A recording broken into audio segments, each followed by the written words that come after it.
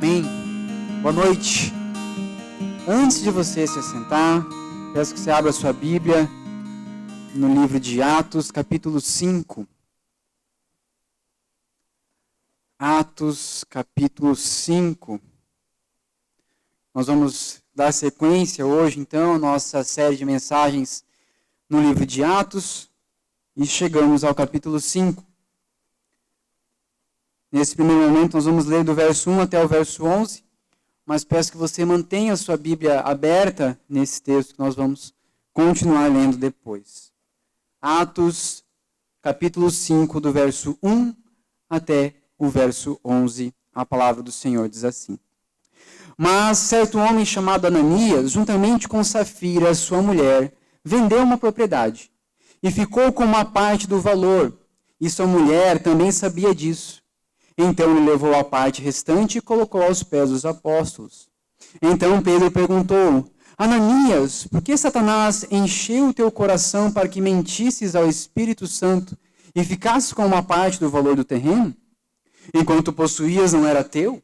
E depois de vendido o dinheiro não estava em teu poder? Como planejaste isso no teu coração? Não mentiste aos homens, mas a Deus. Ao ouvir essas palavras, Ananias caiu e expirou. E sobreveio grande temor a todos os que souberam disso. Então os mais novos levantaram-se, cobriram-no e carregaram-no para fora e o sepultaram.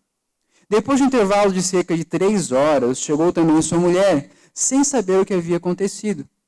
E Pedro lhe perguntou: Dizei-me, vendeste por tal quantia aquele terreno? E ela respondeu: Sim, foi por essa quantia.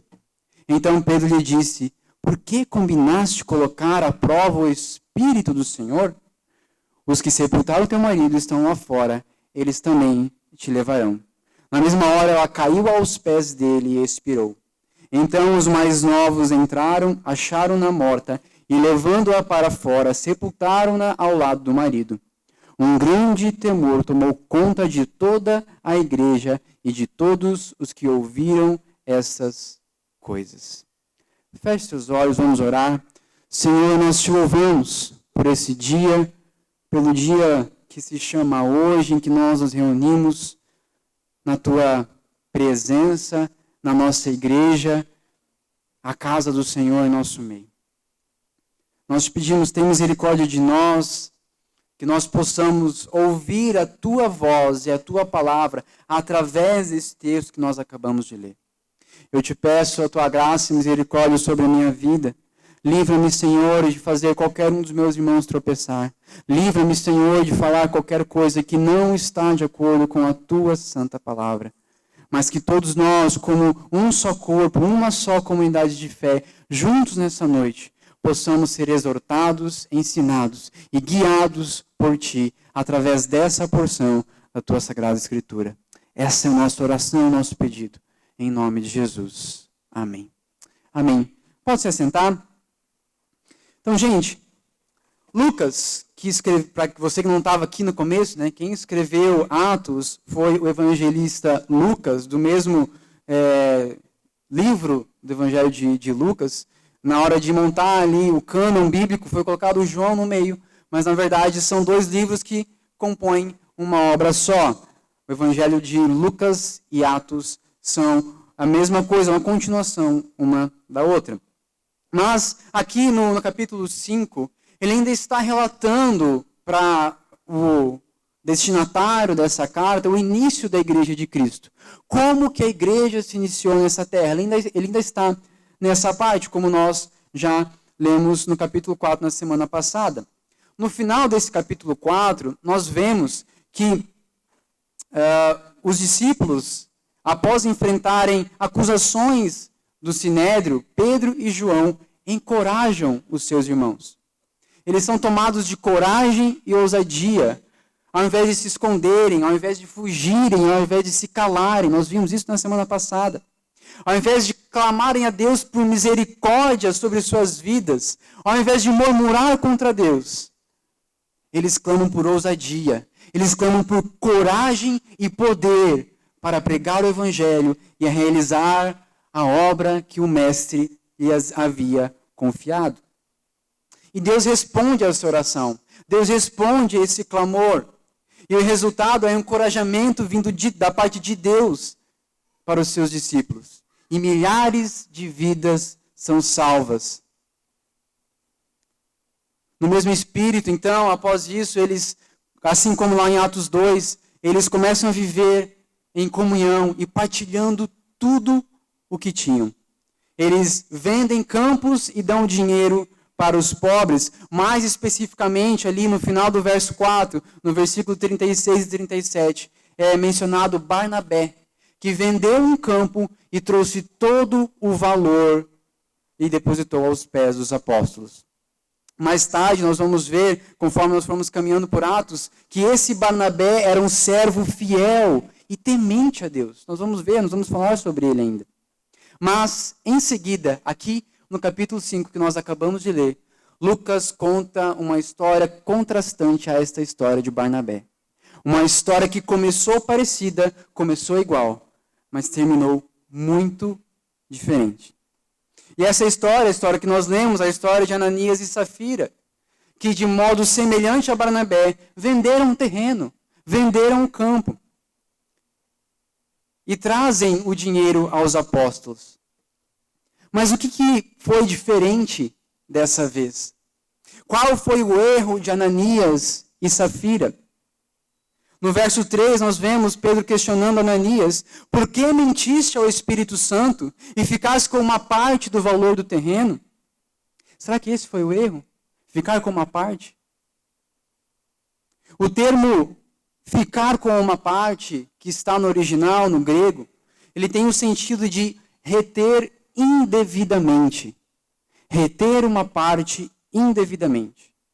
No verso 4, nós lemos que Pedro não exorta Ananias por ter ficado com uma parte. Ele fala: o campo não era teu? Você não precisava ter vendido.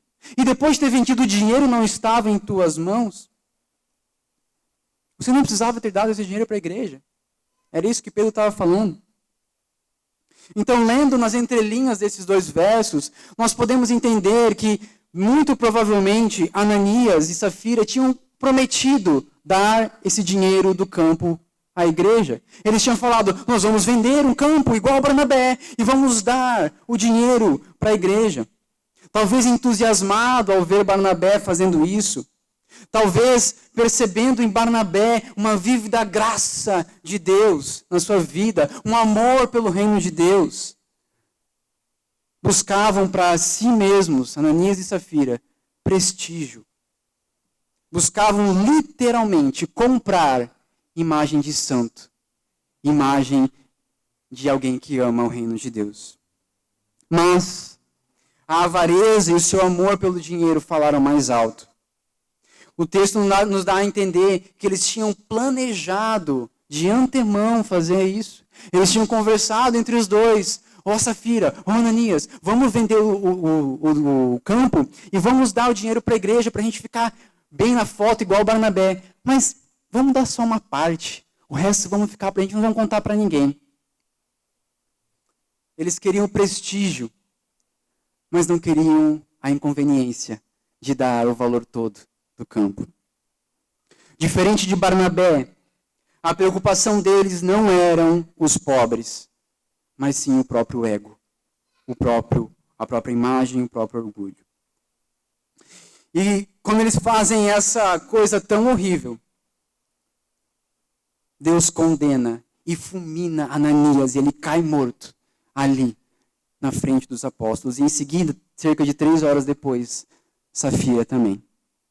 Talvez você, ao ler esse texto hoje, ou algum dia, quando você leu esse texto, assim como eu já pensei, você pode ter pensado: nossa, que Deus vingativo.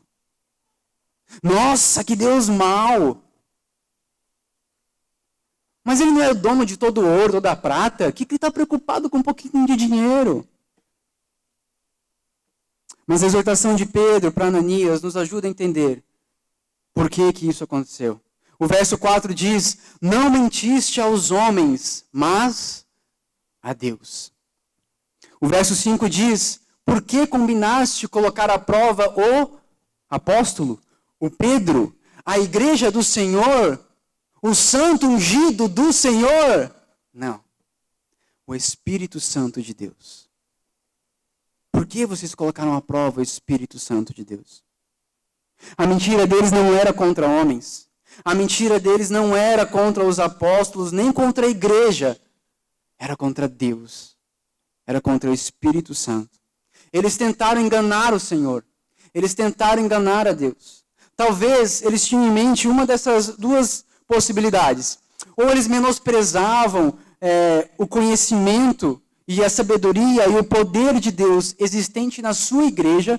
Perceba, o poder de Deus existente na sua igreja, não o poder da igreja, mas o poder de Deus.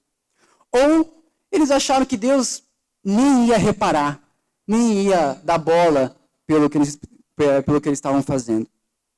Qualquer que seja a alternativa que eles tinham em mente, eles em seu coração rebaixaram a Deus. Rebaixaram o poder, o conhecimento e a sabedoria de Deus. Consideraram a si mesmos mais sábios do que Deus. Você consegue se lembrar um outro casal que fez a mesma coisa na Bíblia? Um outro casal que quis ser mais esperto do que Deus? Que quis enganar o Senhor? O primeiro casal da terra. Adão e Eva conjuntamente buscaram ser mais espertos do que Deus. Assim como Ananias e Safira, como nós vemos lá no verso 3, eles foram enganados por Satanás. Eles não confiaram na palavra do Senhor. Sproul, comentando esse pecado de Ananias e Safira, ele diz o seguinte: todo pecado é um ato de traição cósmica. Uma tentativa inútil de desentronizar Deus de sua sabedoria soberana. Deus disse para Adão e Eva, lá em Gênesis 2,17, no dia em que comerdes dela, falando da árvore, do fruto do conhecimento do bem e do mal, que era proibida, no dia que comerdes dela, certamente morrerás. Certamente morrerás. Mas Ananias e Safira foram fulminados e mortos. Adão e Eva não. Por que isso aconteceu? Por que foi diferente nessas duas situações tão semelhantes? Em primeiro lugar, é importante nós lembrarmos de Romanos 9,15, onde diz: terei misericórdia de quem eu quiser ter misericórdia, e terei compaixão de quem eu quiser ter compaixão. O Senhor tem misericórdia e compaixão dos seus eleitos. Aí a gente pode ter uma pista que é possível e provável que Adão e Eva eram eleitos do Senhor. Mas Ele não tem misericórdia de quem Ele não quer. Em segundo lugar, no caso de Ananias e Safira, eles foram mortos para deixar nítido e claro que Ele continua sendo um Deus justo e que Ele continua sendo o Senhor da sua igreja. Mesmo no Novo Testamento, mesmo depois da sua morte e ressurreição, Ele continua sendo justo, assim como nos tempos anteriores. E isso vem muito a calhar para os nossos dias, porque nós vivemos em um tempo, em um cristianismo mamão com açúcar. Venha para Deus como você está. Ele te aceita como você é. O pecado é diminuído. É feita essa divisão errada entre Antigo e Novo Testamento, entre o período da lei e o período da graça. A gente vive no período da graça. Nós vivemos num tempo em que todo mundo é salvo. Deus não é mais mau. Não tem mais juízo do Senhor. Um evangelho cor-de-rosa. Jesus, paz e amor. Aí me pergunto, como explicar então, frente a essas babuzeiras, a morte de Ananias e Safira, no início da igreja? Talvez por isso nós não ouvimos muitos sermões desse texto. Por quê? Como explicar isso? A explicação é simples. O mandamento de Gênesis 2,17 continua válido até os dias de hoje. O salário do pecado continua sendo a morte, mesmo depois da morte e ressurreição de Cristo. Por isso, os que viram esse acontecimento com Ananias e Safira foram tomados de temor, como nós vemos no verso 11. Porque o juízo de Deus causa temor. O juízo de Deus lembra o homem do seu pecado e da necessidade da justiça de um Deus justo. Não é qualquer um que pode se achegar a Deus, nem de qualquer forma. É por isso que nós vamos ler ali em seguida no verso 13, que depois que isso aconteceu, alguns deixaram de caminhar com os discípulos, porque perceberam que não era um oba-oba, não era uma festa, não era só um aglomero de um monte de gente legal. Era algo sério. Era a igreja de Cristo nascendo e sendo formada pelo Espírito Santo de Deus. Nesse primeiro ponto, então, nós vemos que os cristãos, eu e você, devemos ser conhecidos pela verdade. Nós não devemos valorizar o dinheiro e a nossa reputação acima da nossa santidade. Deus é um Deus santo e deve ser adorado dessa forma. Sim, Ele é um Pai amoroso, como nós vemos nas suas Sagradas Escrituras. Mas isso não quer dizer que nós não devemos temê-lo. Uma coisa não exclui a outra. Nós devemos ter temor do Senhor, e um temor que gera reverência e admiração. Eu e você já lemos diversas vezes, 2 Coríntios 9, 7, que diz: cada um contribua de acordo com o que decidiu no coração, não com tristeza, nem por constrangimento, pois Deus ama quem contribui com alegria. Nós já lemos tantas vezes esse texto, que nós não percebemos que o contrário também é verdadeiro. Deus não se agrada de quem oferta de forma relutante. Deus não se agrada de quem oferta por obrigação, de quem contribui por obrigação ou por peso. Não, Deus se agrada de quem contribui com alegria. A contribuição e a oferta a Deus é um ato sagrado que nós devemos cuidar para não macular,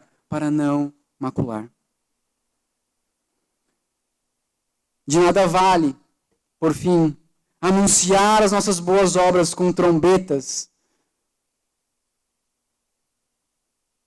Não é assim a conduta de um cristão. Antes a palavra nos diz: o que a sua mão direita dá, não fique sabendo a sua esquerda.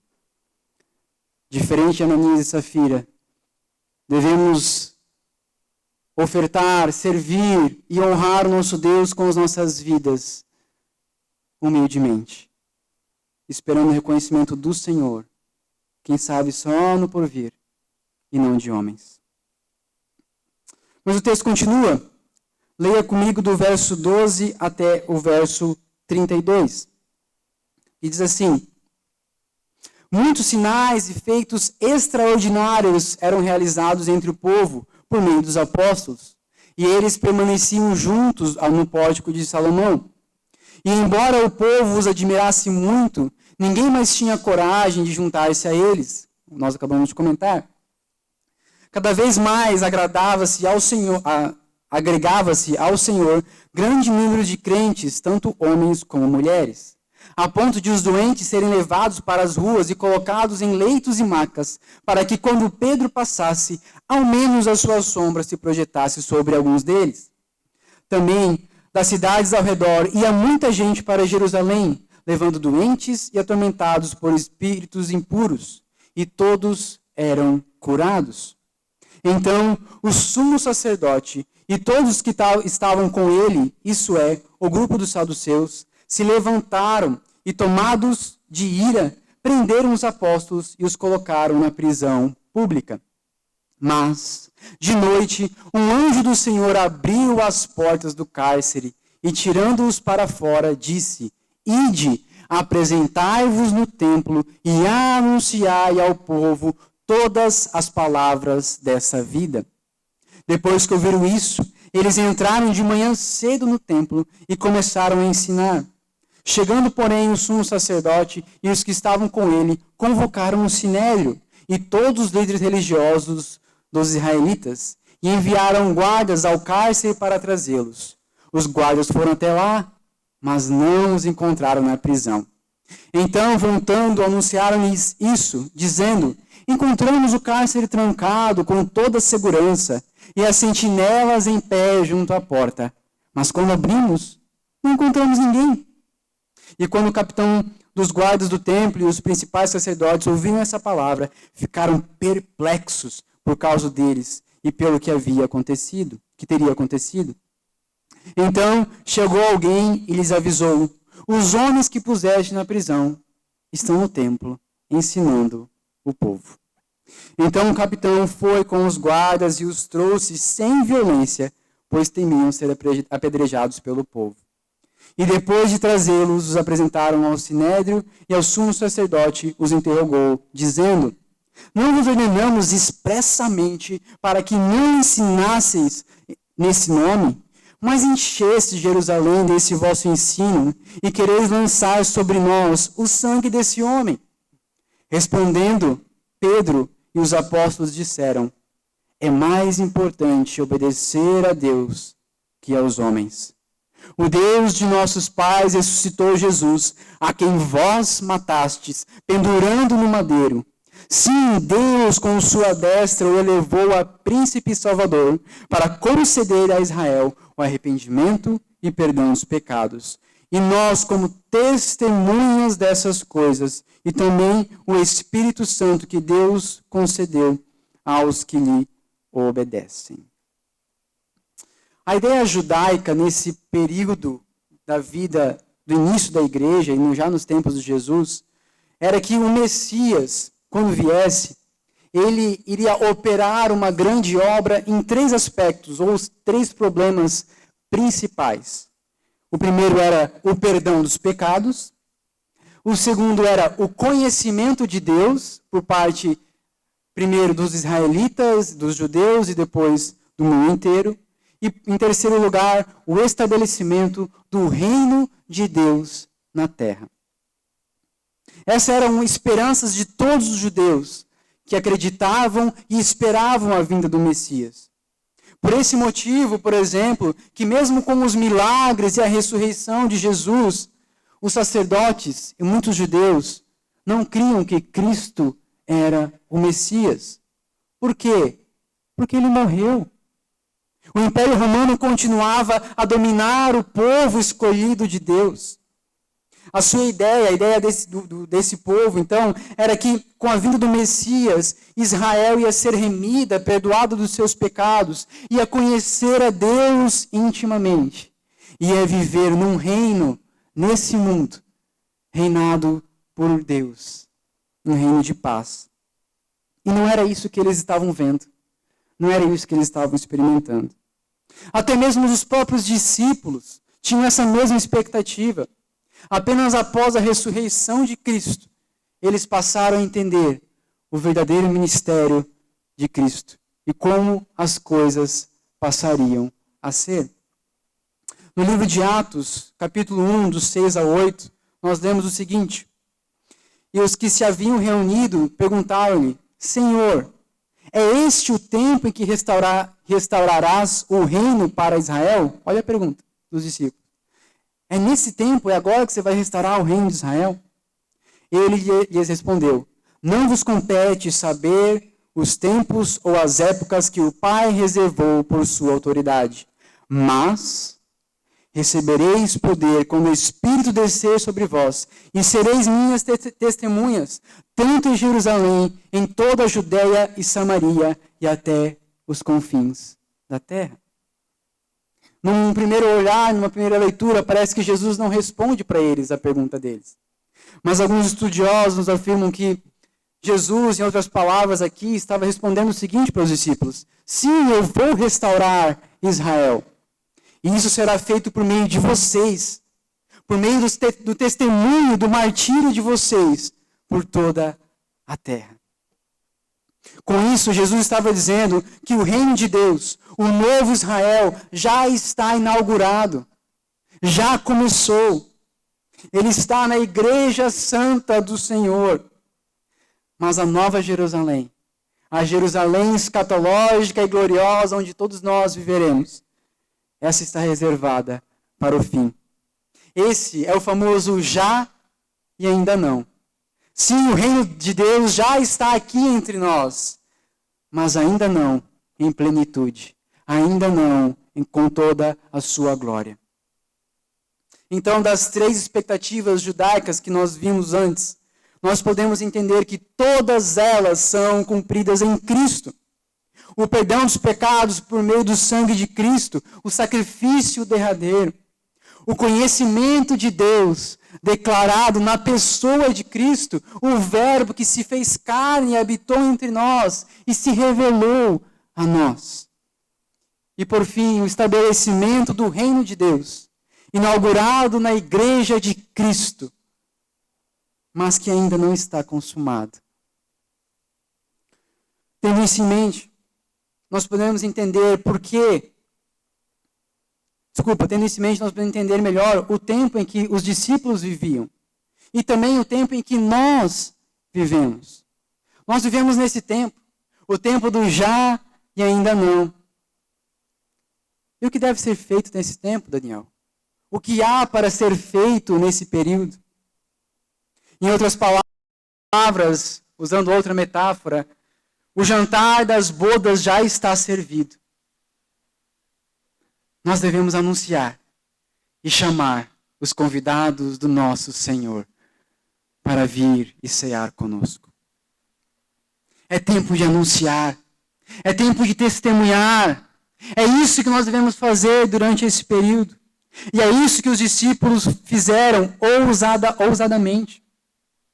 Eles são presos pelo sinédrio, movidos por ciúme e por inveja. Por conta de tudo que nós falamos acima, agora há pouco. Eles não criam que Jesus era o Messias, o sinédrio, porque ele não se encaixava nas suas expectativas. Além disso, os sacerdotes e os saduceus, eles estavam na mais alta posição da hierarquia do povo judeu. E de repente, um pregador itinerante, entre aspas, aparece lá da Galileia, Jesus, e começa a chamar a atenção. O povo começa a deixar os sacerdotes um pouco de lado para ouvir a Jesus. Eles matam o Cristo, mas mesmo assim, Jerusalém é tomado por esse ensino, por essa doutrina, como eles mesmos falam. Eles não suportam mais ouvir falar de Jesus. Eles querem se livrar disso. Por isso eles perseguem e prendem os discípulos. Mas o anjo do Senhor vem abrir as portas das cadeias. E qual foi a ordem do anjo? Eles estavam presos por pregar o Evangelho. Talvez nós podemos pensar que eles estavam desanimados, estavam temerosos. Ou talvez, se a gente não conhecesse a história, a gente poderia pensar que o anjo falaria: vão, foge, se esconde, corre, eu estou libertando vocês. É a oportunidade de vocês fugirem. Mas não é essa a ordem do anjo.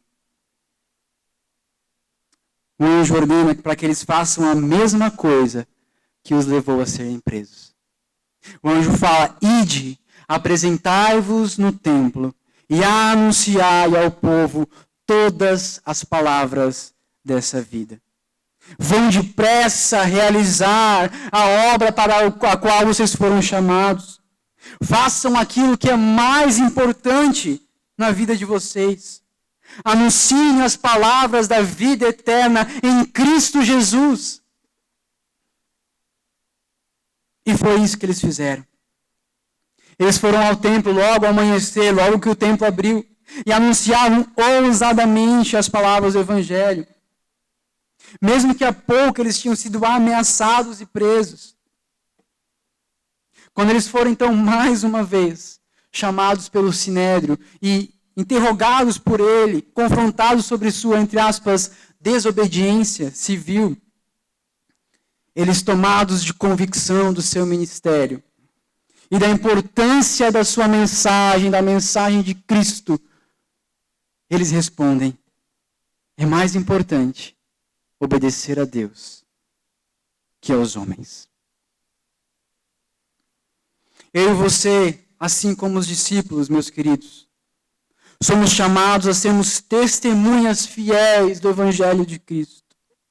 Não há atividade ou obra ou trabalho nessa vida que supere a importância e a urgência desse ministério. Não há perigo ou tentação que deva nos impedir de anunciar essa palavra. Nem mesmo a vergonha que muitas vezes nos impede. Não há valor monetário que possa comprar ou se comparar com o privilégio de participar do corpo de Cristo, da sua igreja. Ananias e Safira não entenderam isso e quiseram comprar uma parte no corpo de Cristo.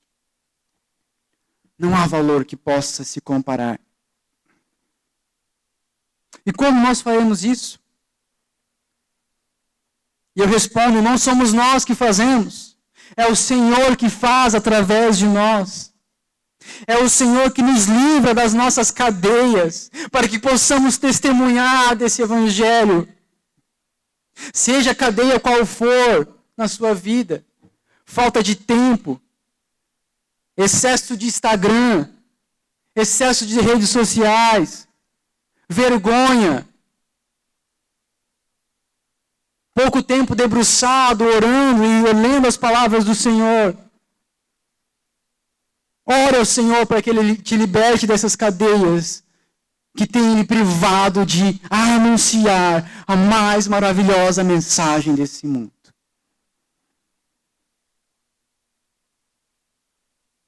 Nosso papel é testemunhar fielmente dessa palavra. Mesmo com o marketing ruim da igreja, com a morte de Ananias e Safira, a igreja crescia. Por quê? Porque a obra é do Senhor. É Ele quem produz resultados nos corações. Não somos eu e você. E com isso nós entramos no terceiro e último ponto. Como nós lemos, a reação dos discípulos a essa terceira ameaça que eles estão sofrendo agora. Sofreram uma ameaça no capítulo 4. Sofreram uma ameaça quando foram presos. O anjo os libertou e agora estão sofrendo uma terceira ameaça. Qual foi a resposta dos discípulos? A mesma, as 3 vezes. A pregação do Evangelho de Cristo. Eles ousadamente continuam a anunciar as verdades eternas, mesmo com sua vida em jogo. E mais, se você prestou atenção comigo, eles não medem palavras. Eles não contornam a verdade. Eles não dosam a pílula, como muitos pregadores fazem hoje em dia. Eles não colocam açúcar no remédio amargo, como minha mãe fazia para mim às vezes quando eu era criança. Não. Eles ousadamente acusam o Sinédrio do seu maior crime. O verso 30 diz: o Deus nosso Pai ressuscitou Jesus, a quem vós matastes, pendurando no madeiro. Vocês mataram o Filho de Deus. Vocês mataram o Messias.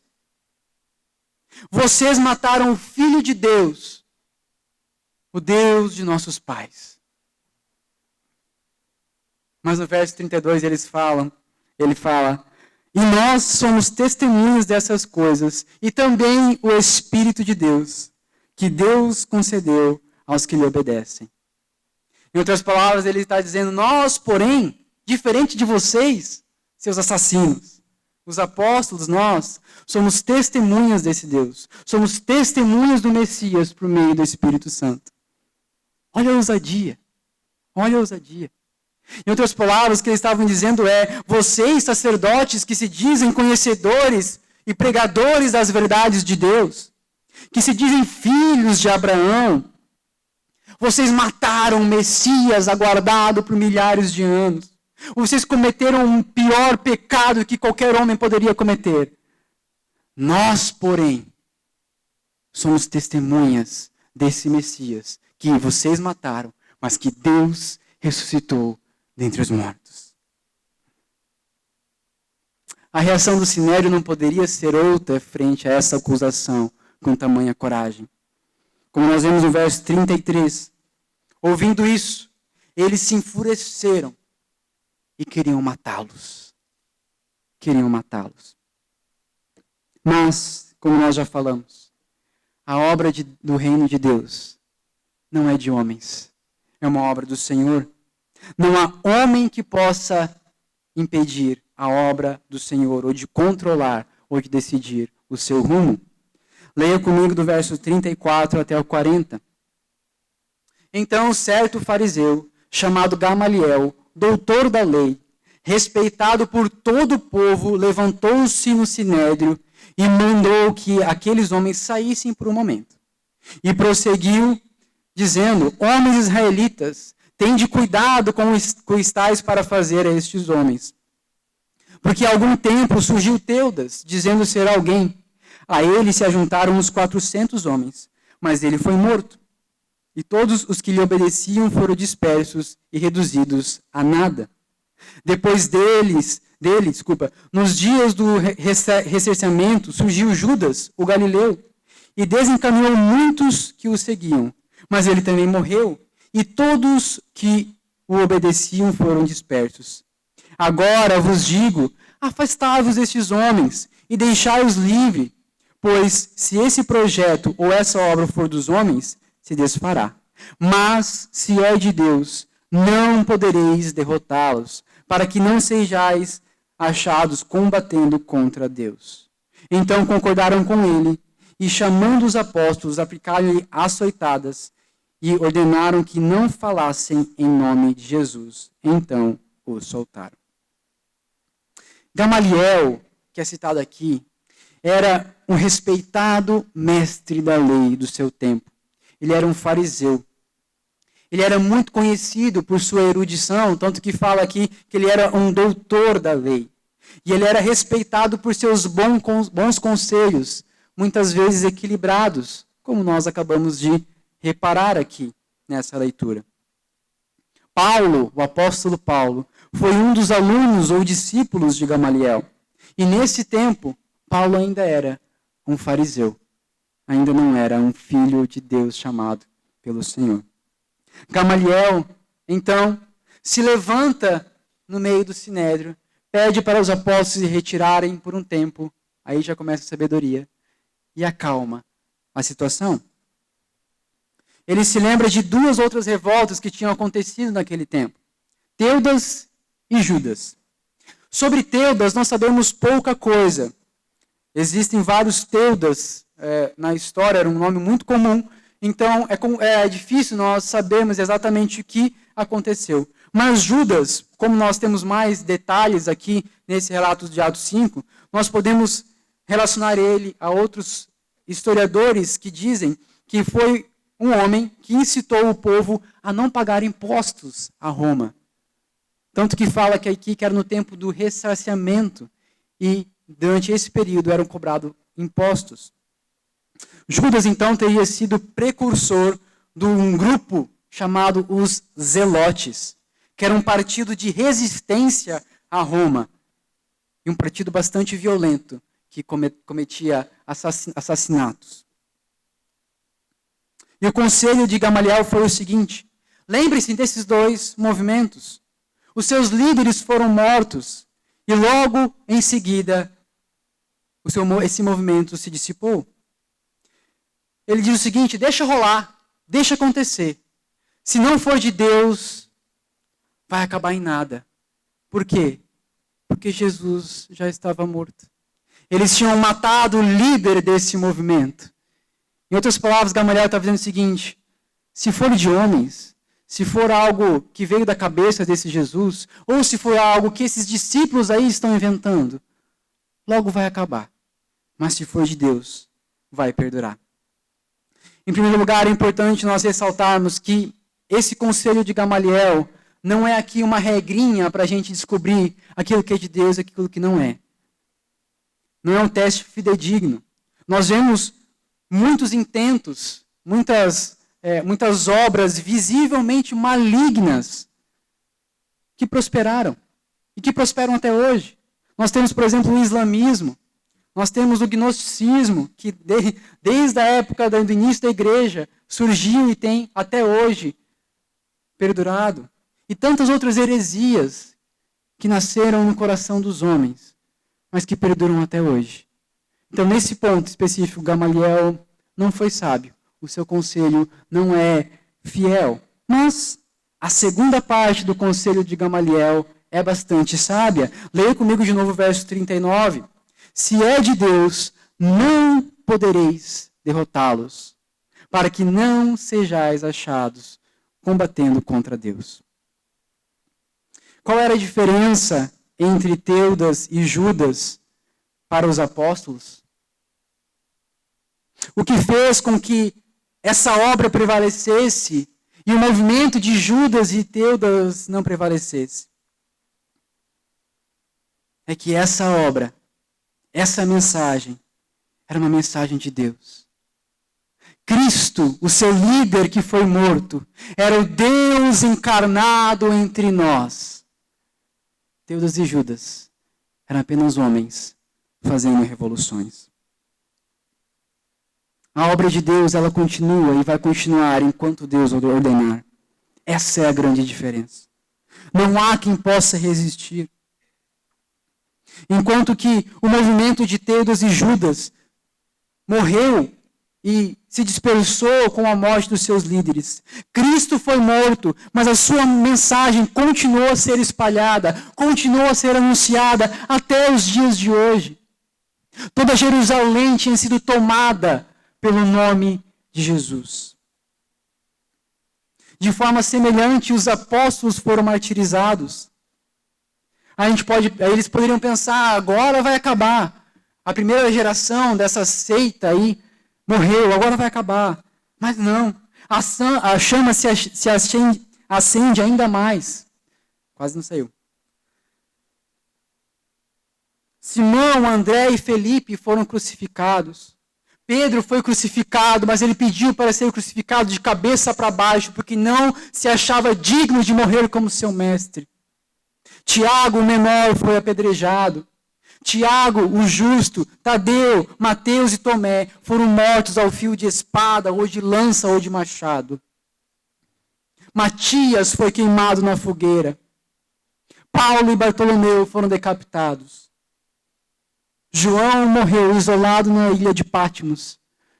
Mas ele não foi sortudo, porque antes disso ele tinha sido jogado num caldeirão de óleo fervendo.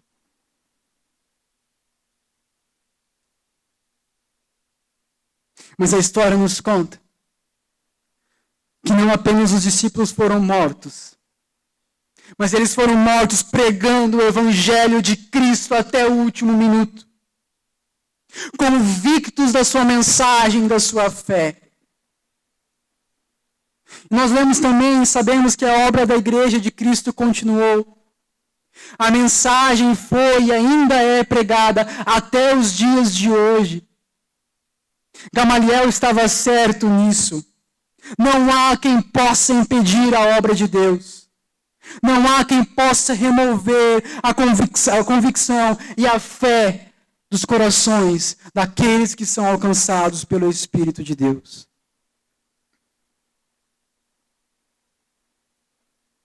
A morte de Cristo não foi capaz de refrear a sua mensagem. A morte dos discípulos não foi capaz de refrear a mensagem do Evangelho. Pois essa é a mensagem mais poderosa de todas. Não há quem possa resistir o verdadeiro Evangelho de Cristo Jesus. O verso 41 e 42 diz assim, e eu entro na aplicação para os nossos dias. E eles, retirando-se diante do Sinédrio, alegres por terem sido julgados dignos de sofrer afronta por causa do nome de Jesus. E todos os dias, no templo e de casa em casa, não cessavam de anunciar Jesus, o Cristo. Repare no contraste do início e do final desse capítulo. No contraste entre Ananias e Safira e os discípulos do Senhor. Enquanto os primeiros quiseram preservar parte do dinheiro para si, coisas desse mundo, os apóstolos estavam honrados e felizes por serem açoitados pelo nome de Cristo. Enquanto Ananias e Safira buscavam o reconhecimento e a honra de homens por meio de uma mentira, os discípulos se sentiram honrados por serem humilhados como prisioneiros pelo nome de Cristo.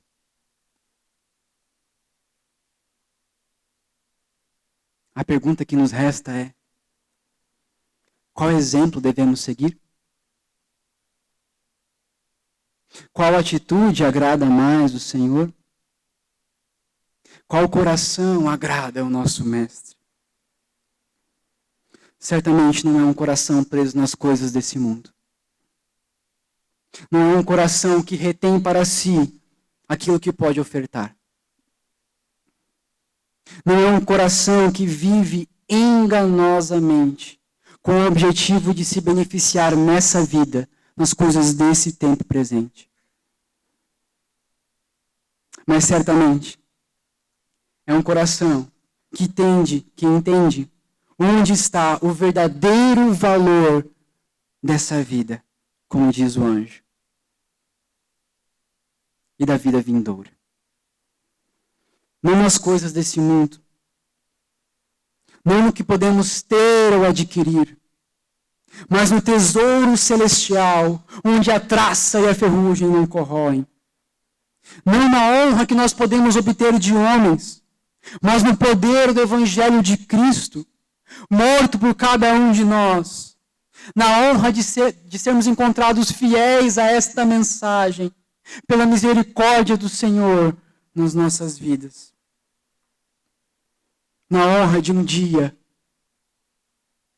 pela misericórdia e pela graça do Senhor, podemos ouvir: venha, servo bom e fiel, entre no gozo do teu Senhor.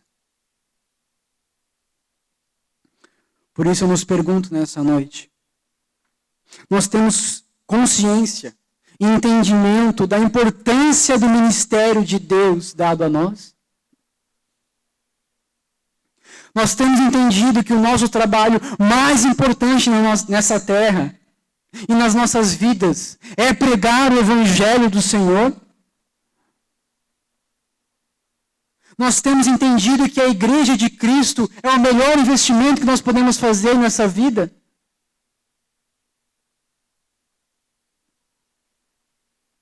Nós temos entendimento a ponto de oferecermos as nossas vidas como sacrifício vivo diante de Deus, trabalhando pela sua obra, ofertando generosamente, para que essa obra, a melhor obra, a obra mais importante das nossas vidas, seja feita? Temos esse entendimento? Que Deus nos ajude. E eu me incluo nessa oração. Não falo como quem sabe, quem faz. Que Deus nos ajude. Que o Espírito Santo nos auxilie, nos exorte e nos guie. Que assim como com os discípulos, que o Espírito Santo seja conosco, nos enchendo dessa convicção e dessa ousadia, para que sejamos boas testemunhas, convictos na maravilhosa mensagem de Cristo Jesus. Que não sejamos achados como Ananias e Safira, que desprezaram o dom gracioso de Cristo, de participar do seu corpo, mas preferiram buscar glória para si. Mas que sejamos como os apóstolos que, cheios do Espírito Santo, consideraram sua própria vida e sua própria segurança como menos importante do que pregar o Evangelho de Cristo. Certo de que Deus controla todas as coisas, até os ímpios Gamaliéis, com o fim de que a sua obra seja feita e seja completa e cumprida até o final dos tempos.